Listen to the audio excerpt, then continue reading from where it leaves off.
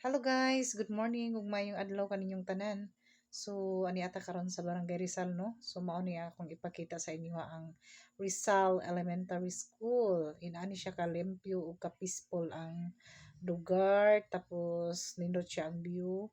Unya makalanghap kag preskong hangin mga inday kay naami sa kilid sa dagat. Oh, look at my background.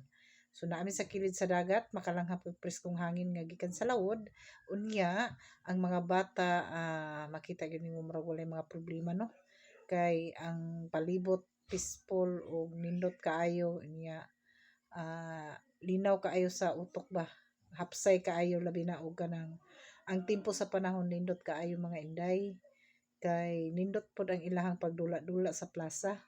So mao ni ang iyang ah, entrance ug exit diri paingon naman ko mo exit ani mga inday gikan ko sa room dito dapit sa office kay nag-meeting mi unya nagpinarmahay og card. So mao ni ang ako ang background nindot kaayo mga inday o peaceful kaayo o preskong hangin ang imong malanghap. So pagawas na ko ani mga inday sagit o mao ni ang imong makita mga inday paingon ko sa karsada pauli sa amoa.